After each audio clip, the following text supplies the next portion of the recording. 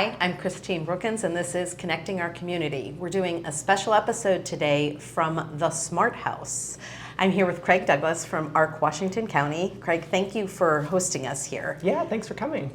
We spoke a couple months ago about using technology for people with disability to gain greater independence. And we talked about this idea that you'd be able to do so in a smart house. To be sitting here, what does that feel like, that it's a done deal? It feels pretty cool. It's really great to be able to take this from vision to a reality, and to be able to sort of show people how technology can support a more independent life, a healthier life, a more well life, and not just because of the individual pieces of technology that we have in here, but because we can make it specific for the person that the goals that they have. That's so important because each person is going to need something different in the way of support, and what one person may really need, another person that doesn't provide any benefit. So I love that you can customize it. So in this smart house, right now you have it open that individuals can actually come and stay here. And you talked about customizing that technology. So what would that look like at the introduction if someone were to come in and say, hey, I think I might want to stay here and see what it's like? Yeah, so one of the things that we know is that technology is changing all the time, and it can be really overwhelming. So people really don't know where to start. So the idea of the smart house, we are kind of calling it a learning living lab. So it could be anything from, I want to spend an extra hour by myself, and what does that look like? Or I want to live an independent life. I want to, get my own apartment, and how would remote supports work for me? What would it look like? What would it feel like? What would it be like when I need it? So the idea here is that people can come experience it. And we start with kind of sitting down with the individual and asking, and their family or their caregiver, and asking what is the goal that you want, and then we sort of look at the kind of the continuum of technology that's available. Lots of it's available in the house for people to just see what's out there, and kind of tailor it specific for them. So that could be anything from in the kitchen behind us, we have some lights that we use to help a person prepare a meal safely. It could be that we have a panic button next to the front door that when somebody hears the Ring doorbell and they're not sure who's there, they can hit that button and get some help. So it's a range of things. The idea is that we want to meet the person where they're at, and help them sort of know what technology is available to them, and then pick something that they can start with. I really can't wait till we can take a look around at all of this, because what you're describing has me thinking of a lot of people that I know that are not independent today, but maybe with the right tech supporting them, who knows what's possible. Right. Yeah, and we are really excited about what the future brings with this. So we think the first step is we've trained a lot of people in intellectual disability and autism services to be great clients. And we teach them how to live in a group living arrangement. But this is our opportunity to teach people what independent living could look like for them. And the future is really bright. This could, we were just talking about the idea of how artificial intelligence can help us predict when somebody might be experiencing a sentinel event coming on. And so those are often things that put people back on their journey. So how can we help get in front of that and use technology to support them so that they can remain independent, whether they're having a great day or a bad day? Well, and that's the thing. We all have both, right? Right. So if there is something there that can support me when I'm having a bad day and need some help coping, or just need some help getting through my tasks of the day, it's great to know that there is technology right here. Right. And I know we'll take a look at it, but when we're talking technology and you talk about making it unique to the person, is this specific technology that is built for a person, or is this something that everyone might be using? It's actually both. So we have partnered with Simply Home to use some of their technology to provide remote supports for people. Okay. It gets alerts from lots of different devices. Some of those are off-the-shelf devices like Amazon devices. Some of those are specific sensors that sort of sense movement and allow us to sort of be able to provide supports to somebody from a different space, not in their space. And we have a lot of off-the-shelf technology. Part of our strategy was we didn't want the technology to feel out of reach. There are lots of people who can get into million-dollar technology, smart houses. And the idea here is that we wanted this to be something that is accessible for people. So we can offer supports through Amazon, and we can offer a level of supports through Simply Home. There's a range of options for us to select from, and that's the kind of stuff you'll see throughout the house. And what's your goal ultimately? Once we have people that become comfortable with the technology, and we should say that people can come and stay here right now and try this out, right? Absolutely. And once they try it out and find that it really does provide a whole lot more independence for them, what is the goal then? How would we implement next steps on something like that?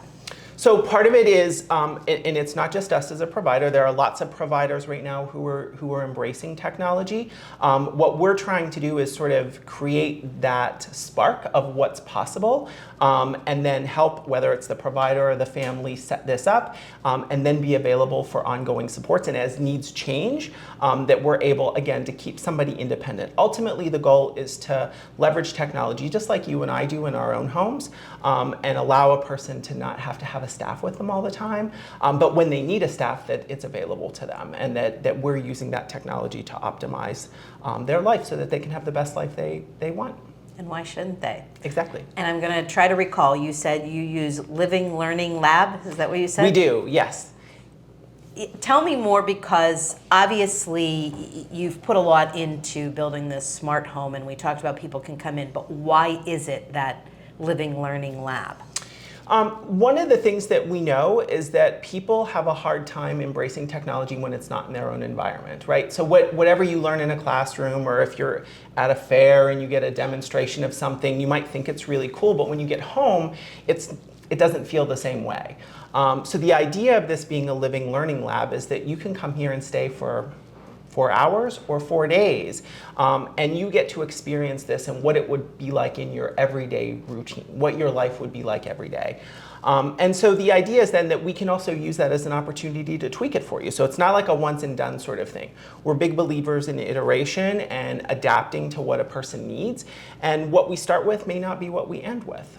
So the idea is that this is a lab for people to experience, to try things out, to experiment, and to learn what works for them, and how we can sort of leverage the technology to support them rather than make them wrap around the different technologies. So it's just a different approach. I like that, because it's always better in your own space, but if you have the opportunity to stay here, it's your space, at least temporarily. Right. And as we talk about that, I'm quite sure that once we show all of this, you'll have a lot of people interested in it. So how would someone take the next step on, hey, maybe I want to try that? So the easy thing to do is to visit our website. We have a tab for our Smart Living Lab, our Smart Living approach, and there's a form for you to fill out on there and get in touch with us. And you'll meet Travis here in a few minutes. He will be in touch, and he'll talk to you about the goals and set up some time for you to come out. And it might not be just a one-time deal. Sure. Maybe you come out and you tour first, you check out the space, and then you think about some of the goals. We're going to have a menu of different things people can look at just to get them thinking about what's available and how technology can work in their lives. And the idea is that we want to build a partnership and work with you to kind of find the thing that works for your, for what you're trying to accomplish. I love that. And we will share the website with everyone with this video. But I think that we're just getting started in this conversation. I'm looking forward to seeing it in place. Yes. Is there something else that you would like to add before we take a look at the tech? What would you like people to know about the smart house? I think the one thing for me personally is that it's really not about the technology itself, right? The idea for us is that we are trying to open a perspective for people that you might not otherwise have thought about. So the technology, once you see it, is like, oh, that's kind of neat. It's shiny, it's sparkly, it's a cool gadget. But we want you to be able to walk away with the idea that this is just the beginning. There's plenty of opportunities for us to work together. And if we just think about things a little bit different, the technology is going to change. So a year from now, this house will look totally different, and hopefully we'll have other spaces set up. And for those who have adopted pieces of technology, I'm sure it will look very different in their homes. The idea is that we want it to be about the person, not just about the technology. I love that. I love that. Thank you so much for sharing this, and I can't wait to take a look around. Yeah, thanks. I can't wait too for you to see it. Awesome. Thanks. Thanks a lot. Hi. Hello. For our audience, I am now speaking with Travis Fiem from Ark, Washington County. Travis, thanks for taking the time to do this. I just had the opportunity to speak with Craig Douglas and get an overview of this amazing smart house, but you're the tech guy. Yes. So I'd like you to walk me through some of this. When I arrived here today, I rang the Ring doorbell. Yes. That's the first piece of technology, but right at the front door, can you tell me about some of the technology that is there? Yeah, absolutely. So one of the things that people like to focus on when somebody's trying to live independently is health and safety. That's first and foremost on a lot of people's minds. We've got a few different pieces of technology at the front door to assist with that. The first being, as you had already mentioned, the Ring camera. So it's a nice little piece of technology. I'm sure people have seen them around. They've been around for quite a while now. But what it allows you to do is we have an Amazon Echo Show that is paired with that Ring camera right next to the front door, so that whenever somebody rings the front door, you can automatically see who is at the door, without having to necessarily answer, that particular person. Another neat thing that we have at the door is there's a big red button that's right beside the door. It's what I like to call the stranger danger button. Okay. So you go to your door, you don't know who's there, you just smack this big red button. And what it will do is it will play a verbal reminder for you that if you don't know the person, don't answer the door. And then we also have a quick set smart lock on the front door that as soon as you hit that panic button, that front door is automatically locking and it's sending an alert to a caregiver, family member, or somebody who helps support you every day. Someone is at the front door.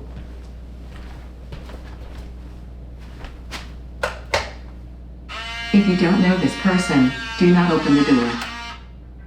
That's awesome. Yeah, it's pretty fantastic. Yeah, I like that stranger danger thing, Yes. because if we only had that with our kids, Right? I can't imagine how many times my little kids would just open the door to anybody that came. Absolutely. That's awesome. So once we come in, and you said you've got the Echo Show, so that's a great device on which they can see what's going on. Then I noticed we come into the living room, Yes. and in the living room you have several smart devices there. So Absolutely. let's talk about those. Absolutely. So one of the key pieces in the living room is actually a chair sensor, a chair pad sensor.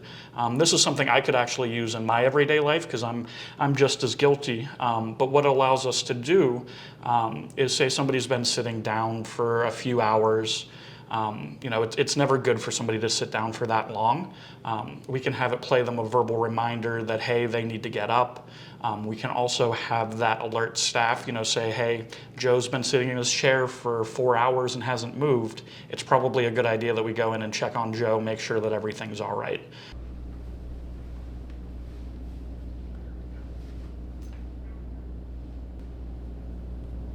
You have been sitting for a while. It is a good idea to get up and stretch. Another thing that we can do with that is if somebody has a bit of an unsteady gait, whenever they get up, they may fall over or just have some balance issues there. We can send, again, an alert to a caregiver saying, hey, so-and-so has stood up, they may need assistance, getting from point A to point B, as well as playing them a verbal reminder over the speaker system that's in the house that, hey, it's a good idea for you to wait for somebody before you get up and start moving, just so you don't fall. Yeah, I can imagine from circulation standpoint, it's good to not sit too long. Absolutely. But for the people that are unsteady, to have the reminder, I can think of people in my own life that would have 100%. been helpful to do that. And then you mentioned the speakers, so Yes. you have several voice activated systems. Correct. And right in the living room, at least the television Yes. Yep. does that as well? Correct. Yeah. So the television can also do what the Amazon Echo Show does in some aspects. So we can have the Ring camera show up on your TV, so that if you're sitting there watching TV, somebody rings your little, your Ring camera there, you'll actually get a picture-in-picture of who's at your front door, so you don't even have to necessarily look away. That's awesome. Yeah, it's pretty Especially fantastic. for someone for whom getting up may Could be be a slow process. Exactly. That's really helpful. I never Exactly, thought and you about can that. actually communicate using the Ring with the person who's at the front door, so you don't even have to get up. If it's somebody that you don't want to visit with at that particular time, you can say, hey, go away, or hey, the door's unlocked, come on in. Okay, all right. And then I know that you use the same speaker, you have smart plugs, so that makes a number of things voice controlled. Yes. We're sitting in front of the kitchen, so are let's talk indeed. about some of the things in there. What are some of the things that in the kitchen that now are voice controlled because you've accessed that technology? Yeah, absolutely. So one of the most easy things to do is the lights actually up in the kitchen, so we can say, hey Alexa, turn off my kitchen lights. Okay. And we see the lights behind us actually turned off. Hey Alexa, turn on my kitchen lights. Okay. And then we can specify that for each room. The room we're sitting in right now is the dining room. We didn't lose any of the lighting in here. It only shut off these specific lights we asked it to in the kitchen. I can see so many ways that would be helpful. Absolutely. Now, I've seen a little bit of it, and you've told Yes. me about what other type of assistance can be provided in the kitchen. Can you guide me Absolutely. through some of that? 100%. So we have the ability with Alexa and Amazon devices to program different routines. And that allows us to do step-by-step instructions for just about anything. One of the most crucial parts to living on your own or living independently is being able to prepare meals for yourself.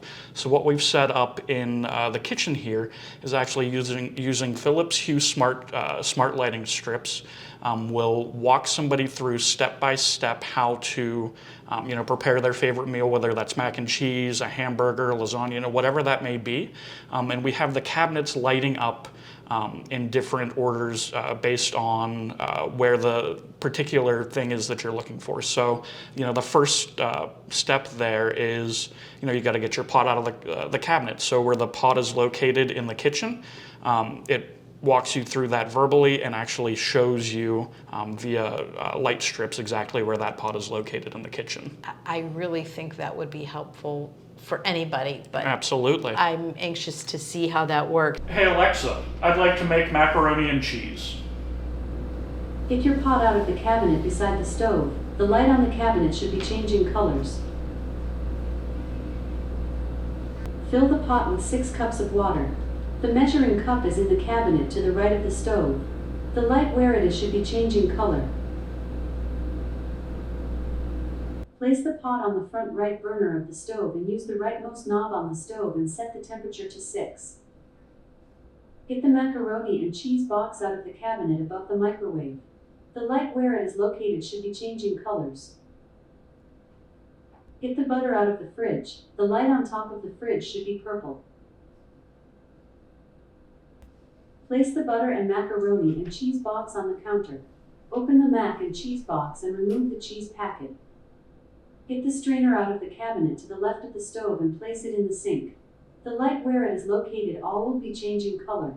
Please be careful around the stove. It is hot.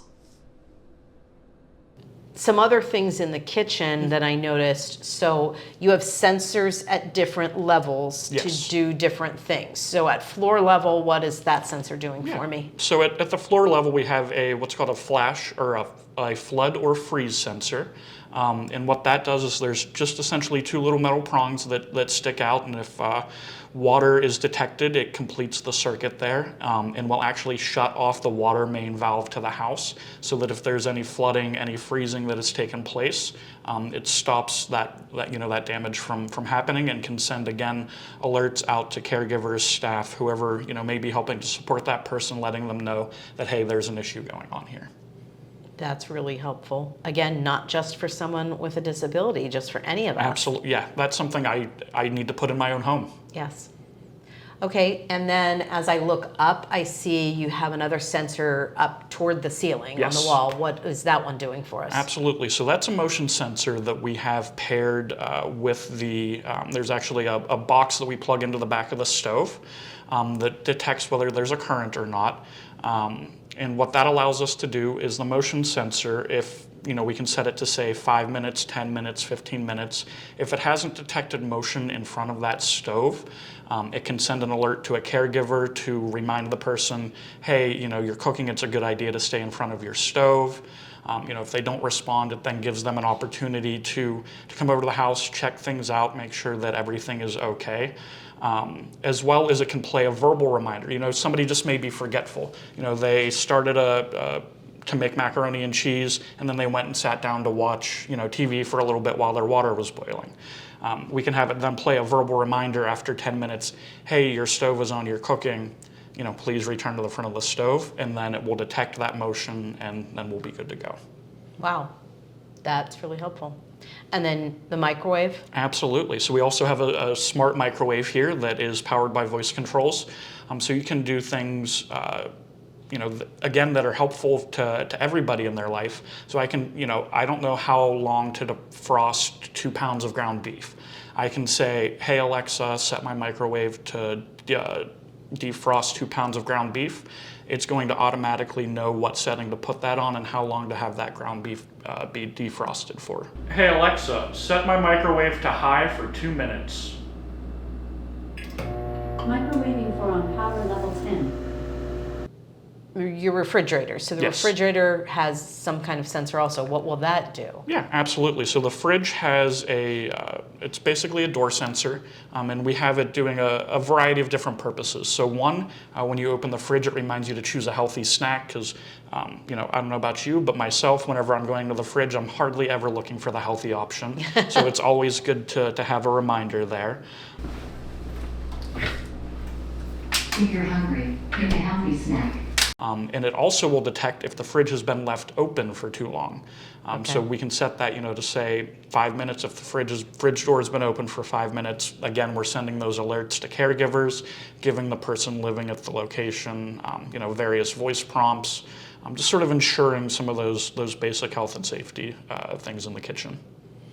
Wow, I can see that really would allow you to learn, and as you're learning, you're becoming more independent. Exactly. Maybe in the future you won't need all those reminders, but as you learn, that would be important. Exactly, and as you touched on, it's always about iteration. What works now may not work in the future, so it's always that iterative process, finding out what works. If something doesn't work, then let's try to find something else that will. And then I also saw something very crucial that's stationed in the kitchen, a med dispenser. Yes. How does that work? Yeah, so it's an automated med dispenser. That one is from MedMinder. It's a very fantastic device. And again, we can set up a lot of the same things that we can with some of the other supportive technology that we have here. So we can schedule it to automatically provide medication to folks at 8 a.m., if they take meds at 8, noon, and 8. We can have different compartments essentially unlock for that specific day of the week at that specific time. And they flash, they make noise, all sorts of fun stuff to indicate, hey, these are the pills I'm supposed to be taking at this particular time. And you can also have that where if you don't take your medication on time, or say you forget and it's been 2 hours and you were supposed to take your blood pressure medicine in the morning and you didn't, we can have an alert from that device go out to a caregiver as well, sort of reminding them, hey, so-and-so hasn't taken their medication, let's check in on them and make sure everything's okay. Wow, okay, that's huge. And is that also, does it have a verbal prompt to Yes. say, hey, Travis, it's time? It doesn't have a verbal prompt to say, hey, Travis, it's time. There's an alarm that will ring. Okay. And you can program that so you can either have the alarm ring or not ring. There's all sorts of different options because I know some people are really sensitive to sound. Sure. So we can set that volume alert to, that sound to different volume levels. And we can have it not play a sound if that's really going to be, a triggering instance for somebody. And as well as the actual compartment where the pills are located are going to be flashing Okay. for you. So it's really easy to tell what what pills you're supposed to be taking at that time. And only that compartment for that dose at that time on that day is going to open, Correct. right? Every other compartment, as you go to open it, you're not going to be able to. Only Okay. the one that you're supposed to be taking at that time. Very nice. And I like that there's the possibility for an alert, because what if I don't take my morning medicine and now it's alerting me for my afternoon medicine Right. that somebody else might know? Exactly. That's really helpful. So, okay, we've come through front door, living room, we're sitting in the dining room, and Yes. I assume the light is Yes. voice activated. It sure is. A lot of technology in the kitchen. Let's go to the bedroom area. In the Sure. bedroom, what types of things would we be looking at? Yeah, so in the bedroom, there's a few different options. One of the ones that's my favorite is we have a pressure pad essentially that's on the bed. And what we have that set up to do at the moment is whenever you get out of bed, so say you're getting out of bed in the middle of the night, we have some Philips Hue light strips that will actually light your path to the bathroom, so that you'll be able to easily see and traverse in the middle of the night, instead of having to get up, fumble, look for a light switch, all of that fun stuff. That's really helpful. Absolutely. And then I did see you have a panic button in there as Yes. well. Okay. Yes, and we have panic buttons located in pretty much every room of the house. Okay. And any of these buttons can be programmed to do different, different things, different times of the day. So, we may have the bedroom panic button do something different at night than we do, in the day, and they can all be programmed to say different things, give different verbal reminders, send different alerts to staff. So a neat thing that we can do with the Simply Home system is we hit the red button, somebody is acknowledging at that point that they need assistance. We can have that message sent directly to a staff person with a code that they then need to respond to via text message. They just reply to that message to acknowledge that they received the alert. So that if something happens and this alert goes out to somebody but they're not able to pay attention, we're able to then escalate those alerts to different levels, to different Okay. peoples, to make sure that that person is being taken care of. That's huge. Yes. Yeah, especially if it's a staff person, maybe they're working with another client, or Exactly. maybe they're not on duty. I like that. That's really huge. And then we talked about the lights lead your way to the bathroom. So Yes. once we're at the bathroom, what types of things are we looking at there? Absolutely. So in the bathroom, we have another panic button. This button we've strategically placed a little bit lower to the floor because if somebody is going to have a slip or a fall, that's the most likely location. Sure. So it's easily accessible if somebody were to have an accident there and fall on the floor, that they're easily able to hit that button. From there. We also have a motion sensor in there to help us detect if somebody is in there or not, as well as a door alarm that I'm sure every parent in the world would want in their own house. But as you open the bathroom door when you're leaving, it reminds you to wash your hands. Oh yeah, we need that. 100%. 100%. Wow. That's a lot of technology. Absolutely.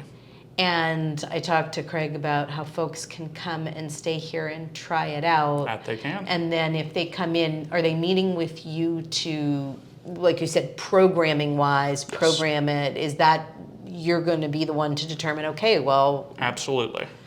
what types of things have you adjusted based on people that have visited? So different alerts going to different people. Having different cooking routines, so the ability to make macaroni and cheese, having lights turn off and on automatically at different times of the day. We have a couple of wearable devices as well that we can partner to that person specifically that can give us alerts on different health information, some geofencing. One thing that's really neat about the wearables there is we can set up different safe zones around different places in your community. We can set up a safe zone around your grocery store, set up a safe zone around work, and a safe zone around home, so that whenever you're going, say that you are able to navigate your community independently, this can allow caregivers to know that you got to the grocery store safely, that you got to work safely, that you arrived home from work safely, and that everything's all right, and they don't need to necessarily check in on you. And you have those wearables here. We sure Somebody do. comes and tries out the smart house. Absolutely. They're trying out the wearables as well. Absolutely. that's something amazing. they're interested in. If that's something they're not interested in, we take a really strong person-oriented approach. So, my process there is I'll meet with them, either before the tour that we offer them, or we'll sit down directly before the tour, have a conversation with the person about their goals. What do they want to accomplish? How familiar are they with technology already? And then we come up with a game plan from there. I think that's so important because it is going to be different for each person. It sure is. But that concept that you're living in the space and learning how to use the technology, that whether it's here or somewhere else, could truly be a benefit. Absolutely. I love that. Well, thank you for describing all of it, and it's just so fantastic that you've been able to put it all together. I can think of so many uses, so it's really exciting. Yes, it's super exciting. We're super excited about the future here. We're just getting started with this, so who knows where the future will take us. And thank you for coming out and checking it out and being a voice for us getting some of this information out there for folks. Oh, absolutely. If I learn about it, people are going to know about Awesome. it. That's what we do. Thank you. Thank you.